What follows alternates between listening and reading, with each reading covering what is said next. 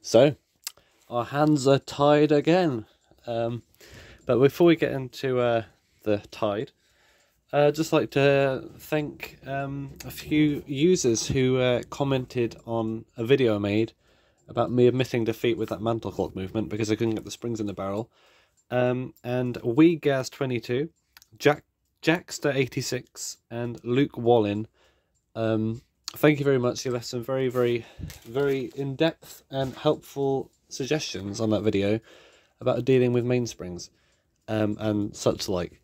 So if you are looking for good advice about mainsprings and things, I suggest looking at that video and going down to the comments and reading what they put, because I think that is much more helpful than I can kind of do with at the moment, because I don't really have the stuff for that. But it's great stuff to keep in my imaginary reference book. I'll just use those comments again. I'll probably look back on them when the time comes.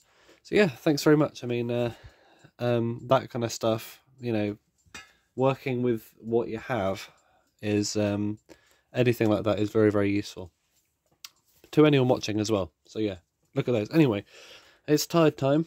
The tide is high. That didn't really work, did it? Right. So this is a very dirty example of a Westclox 66 movement, the workhorse of Westclox. If you would like to know more about this movement, I recommend checking out, it's actually a currently ongoing project, but we've already got a few videos out. Myself and Greg from the Gregola Horology Club. Check him out, great stuff on his channel. He looks at Westclox stuff as well. He's based in Canada.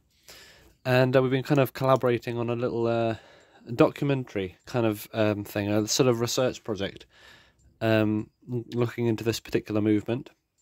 And it's a basic, it's the workhorse of Westclox, we call it, because it really was.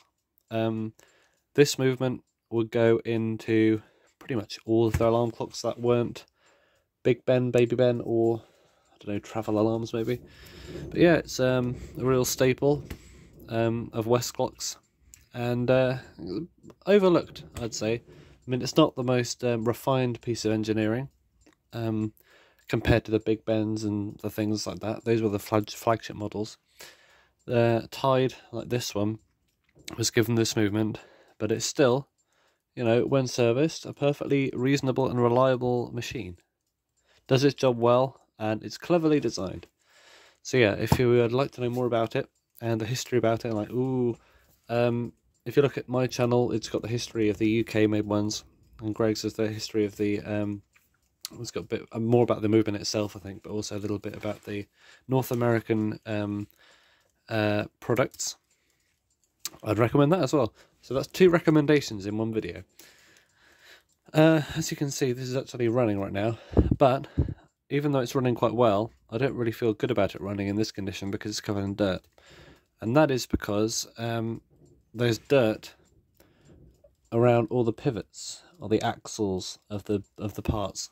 And when dirt gets in there and you let it run, it kind of wears it away faster. And also, it's not pleasant to know that this thing's running looking like this. We know we can clean it up, why don't we? So let's do that. So what I usually do, first of all, is remove the hairspring and balance wheel.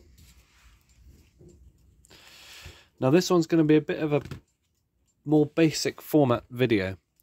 I'll probably not go into full depth about undoing this stuff because I've literally done about 3 or 4 of this exact thing before.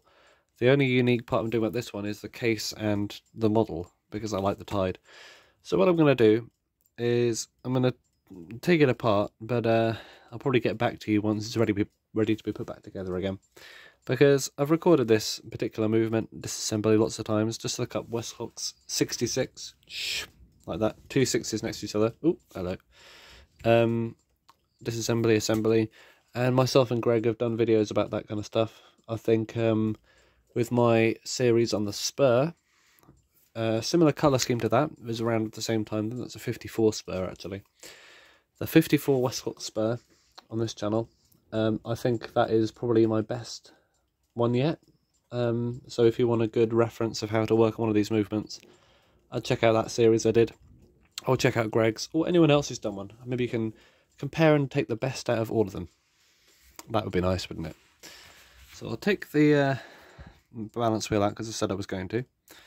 No false promises here. Da-da-da-dum. Unfortunately, the lighting is not great, but I'm pulling out that little wedge. The earlier ones like this had a wedge instead of a little round pin, and I'll put that over there. And I'm just going to unthread the spring, the balance spring or hairspring, through the regulation lever, which is this thing here, which has a slot in it. Unthread the very delicate spring through there, and when the spring is no longer going through anything, you are safe to let loose and just get the thing out of there. Undo the old, what's the name?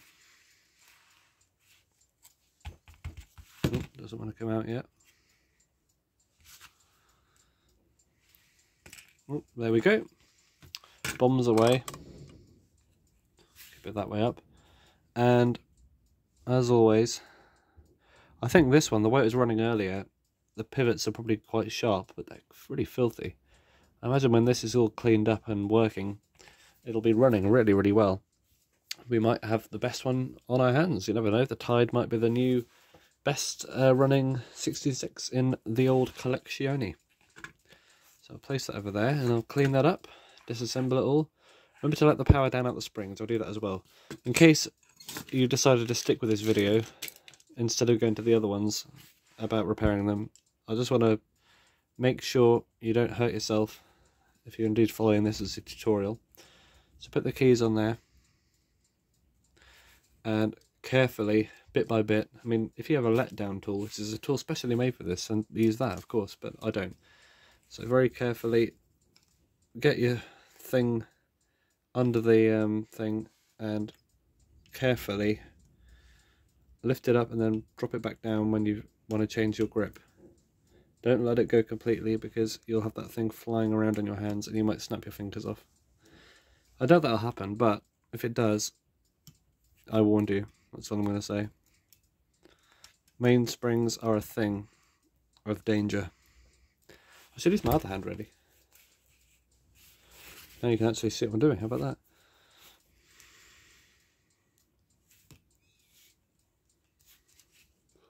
Yeah, it's difficult to see in this really awful lighting, isn't it? And the lighting itself's fine, but it's just my positioning of the lighting that isn't great. It's because I need the light on that side of the table, or the workbench, if you want to call it that. That's basically what it is now.